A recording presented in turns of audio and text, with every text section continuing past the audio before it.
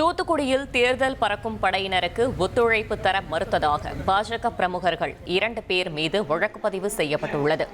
Thoothukudi thermal நகர் பகுதியில் தேர்தல் பறக்கும் படையினர் வாகன தணிக்கையில் ஈடுபட்டிருந்தனர். அப்போது காரில் கட்சி கொடிகள் வெளியே தெரியும்படி வந்த பாஜகவினரிடம் அவ்வாறு தெரியக்கூடாது என தேர்தல் பறக்கும் படையினர் அறிவுறுத்தியும் ஒத்துழைப்பு தர மறுத்ததாக கூறப்படுகிறது. இதையடுத்து பறக்கும் படை அதிகாரி கொடுத்த புகாரின் பேரில் பாஜக பிரமுகர்களான முரளி மற்றும் முருகேசன் ஆகியோர் மீது தேர்மல் நகர் போலீசார் வழக்கு பதிவு செய்துள்ளனர். கொடி கட்டிட்டு போனேன்னு ஒன்றும் பண்ண மாட்டாங்க. பண்ணலைன்னா நீங்க சொல்லுங்க, பண்ணலைன்னா சொல்லுங்க. எந்த கட்சி நாங்கள் ஆளாகி கொள்ளுங்க, பண்ணலைன்னா சொல்லுங்க.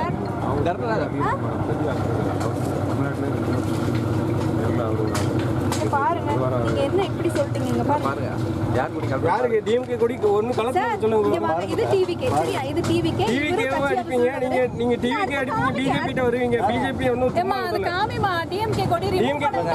கட்சி சார்பா எந்த பொருளும் வண்டில இருக்க கூடாது சார். அதை எடுத்து தோள்ல போடுங்க. வண்டில இருக்க கூடாது. தோள்ல போடுங்க. வண்டில தோள்ல போடுங்க. ரெண்டே இருங்க. போடுங்க. கிளம்பு. வந்து நிப்பாட்டு போறீங்க. இதுதான் ஒண்ணு சொல்லல. உதகையில் உகாதி மற்றும் ரம்ஜான் தொடர் விடுமுறையால் சுற்றுலா பயணிகளின் கூட்டம் அலைமோதியது. உதகை அரசு தாவரவியல் பூங்கா, ரோஜா பூங்கா மற்றும் படகு இல்லம் உள்ளிட்ட இடங்களில் தமிழகம் மட்டுமின்றி கேரளா, கர்நாடகா மாநில சுற்றுலா பயணிகளும் குவிந்துள்ளனர். இதமான காலநிலையை அனுபவித்தும் பூத்துக்குலுங்கு மலர்களை பார்த்தும் சுற்றுலா பயணிகள் உற்சாகமடைந்தனர். சுற்றுலா பயணிகள் வருகையினால் நகரின் முக்கிய சாலைகளில் கடும் போக்குவரத்து நெரிசல் ஏற்பட்டது.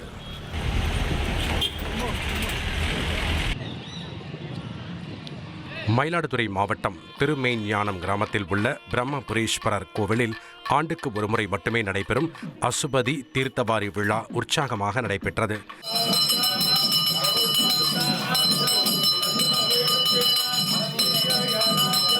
பங்குனி மாத அசுபதி நட்சத்திரத்தை முன்னிட்டு காசி கங்கைக்கு இணையானதாக கருதப்படும் தீர்த்த கிணறு ஒரு நாள் மட்டும் திறக்கப்பட்டது. தர்மபுரம் ஆதீனம் மாசிலாமணி தேசிக ஞான சம்பந்த சுவாமிகள் தலைமையில் ஆயிரக்கணக்கான பக்தர்கள் நீண்ட வரிசையில் காத்திருந்து புனித நீராடினர். பிரம்மபுரீஸ்வரருக்கு சிறப்பு அபிஷேகம், அலங்காரம் மற்றும் தீபாராதனை நடைபெற்றது.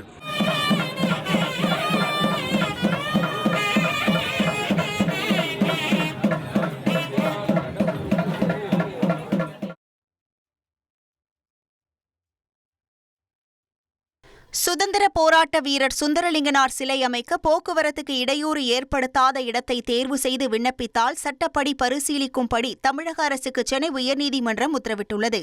மதுரை மாவட்ட நீதிமன்றம் எதிரில் சுந்தரலிங்கனார் சிலை அமைக்க அனுமதி கோரி தேவேந்திர குல வேளாளர் உறவின் முறை சங்கம் அரசுக்கு விண்ணப்பித்திருந்தது. அந்த பகுதியில் சிலை அமைத்தால் போக்குவரத்து பாதிப்பு ஏற்படும் என கூறி தமிழக அரசு 2019ஆம் ஆண்டு அனுமதி மறுத்திருந்தது. இதனை எதிர்த்து தாக்கல் செய்யப்பட்ட மனுவை தள்ளுபடி செய்த சென்னை உயர்நீதிமன்றம் போக்குவரத்துக்கு இடையூறு இல்லாத இடத்தை தேர்வு செய்து மீண்டும் விண்ணப்பித்தால் அதை சட்டப்படி பரிசீலிக்க தமிழக அரசுக்கு உத்தரவிட்டுள்ளது.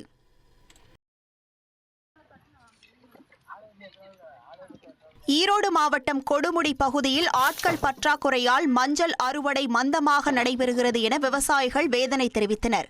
1500 ஏக்கரில் பயிரிடப்பட்ட மஞ்சள் போதிய ஆட்கள் இல்லாததால் அறுவடை தாமதமாகி கூடுதல் செலவு ஏற்பட்டு சந்தையில் விலை குறைவதால் நஷ்டம் அதிகரித்துள்ளதாகவும் மஞ்சளுக்கு உரிய விலை நிர்ணயம் செய்ய அரசு நடவடிக்கை எடுக்க வேண்டும் என்றும் விவசாயிகள் கோரிக்கை விடுத்துள்ளனர்.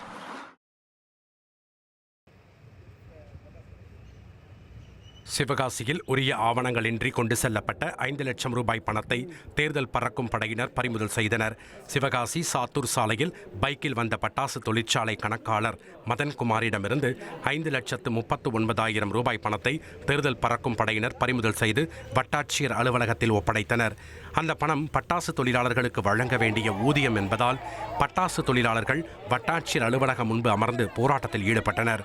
பின்னர் அதிகாரிகள் நடத்திய பேச்சுவார்த்தைக்கு பிறகு தொழிலாளர்கள் போராட்டத்தை கைவிட்டு கலைந்து சென்றனர்.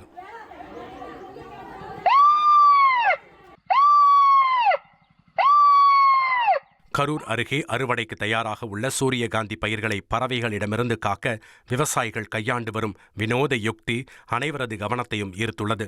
சின்ன தாராபுரம் பகுதியில் சூரியகாந்தி பயிர்களை பறவைகளிடமிருந்து பாதுகாக்க ஒலிபெருக்கி மூலம் வித்தியாசமான ஒலிகளை எழுப்பி விவசாயிகள் பறவைகளை விரட்டி வருகின்றனர்.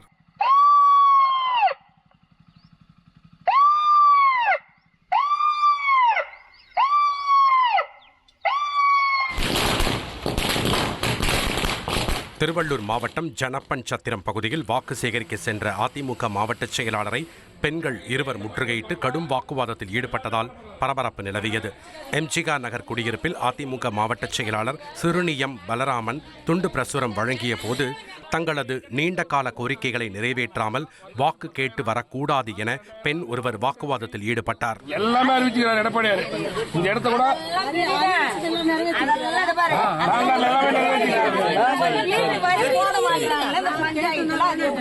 அது மட்டும் தான் கேள்வி. வீட்டு வரி போட மாட்டாங்க. இந்த வாட்டி பண்ணிட்டு வருமா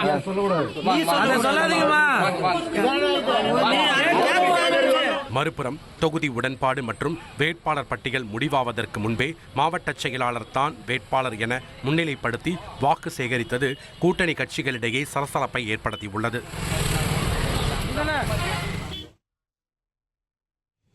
சேலம் மாமாங்கம் பகுதியில் தேர்தல் பறக்கும் படையினர் நடத்திய வாகன சோதனையில் மினி சரக்கு வாகனத்தில் கடத்தப்பட்ட 1400 கிலோ ரேஷன் அரிசி பறிமுதல் செய்யப்பட்டது.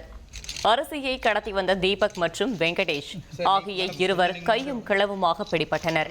கடத்தலுக்கு பயன்படுத்தப்பட்ட வாகனத்தை பறிமுதல் செய்த அதிகாரிகள் பிடிப்பட்ட இருவரையும் உணவுப் பொருள் கடத்தல் தடுப்பு பிரிவு போலீசாரிடம் ஒப்படைத்தனர்.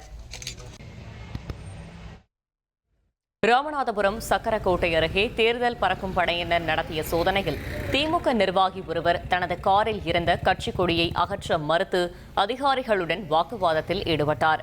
ஸ்பேனர் இல்லை என கூறி அவர் தவிர்க்க முயன்றதாக கூறப்படுகிறது. தேர்தல் விதிமுறைகளை சுட்டிக்காட்டிய அதிகாரி கொடியை அகற்றாவிட்டால் வழக்கு பதிவு செய்யப்படும் என எச்சரித்தார். இதனைத் தொடர்ந்து கொடி கம்பியை உரையிட்டு மறைத்த பின்னரே அந்த வாகனம் செல்ல அனுமதிக்கப்பட்டது.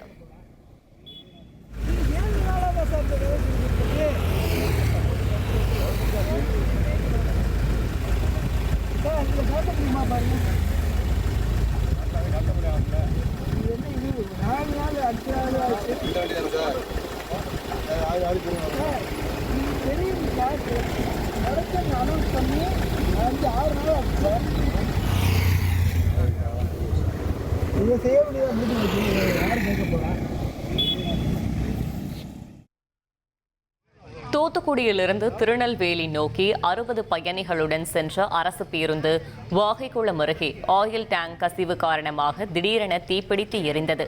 பேருந்து முழுவதும் தீ பரவுவதற்குள் ஓட்டுநர் துரிதமாக செயல்பட்டு பயணிகளை இறக்கியதால் பெரும் உயிர் சேதம் தவிர்க்கப்பட்டது. தகவல் அறிந்து வந்த தீயணைப்புத் துறையினர் நீண்ட போராட்டத்திற்கு பின் தீயை அணைத்தனர். இருப்பினும் பேருந்து முற்றிலும் எரிந்து சேதமானது. முறையான பராமரிப்பு இல்லாததே இது போன்ற விபத்துகளுக்கு காரணம் என பொதுமக்கள் குற்றஞ்சாட்டியுள்ளனர்.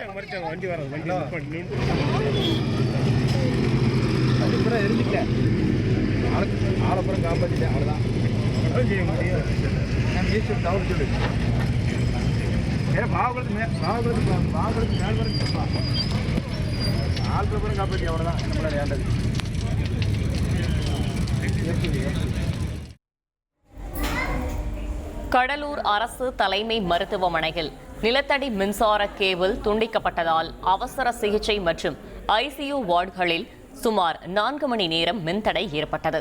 இதனால் வெண்டிலேட்டர் மற்றும் தீவிர சிகிச்சை பிரிவில் இருந்த நோயாளிகள் கடும் அவதிக்குள்ளாகினர். மின்தடை காரணமாக மருத்துவர்களும் செவிலியர்களும் டார்ச் லைட் வெளிச்சத்திலேயே நோயாளிகளுக்கு சிகிச்சை அளிக்கும் அவல நிலை ஏற்பட்டது.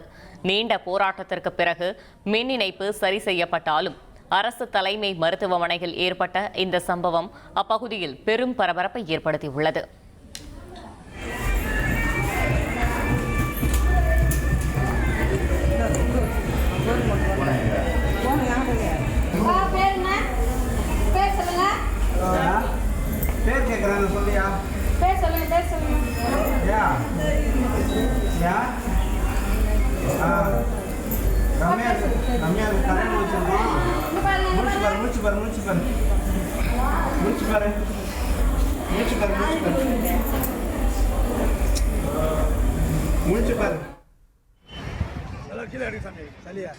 சென்னை திருவொற்றியூர் காலடிப்பேட்டை கல்யாண வரதராஜ பெருமாள் கோவிலில் ராம நவமி 9 நாள் உற்சவம் சிறப்பாக நடைபெற்று வருகிறது.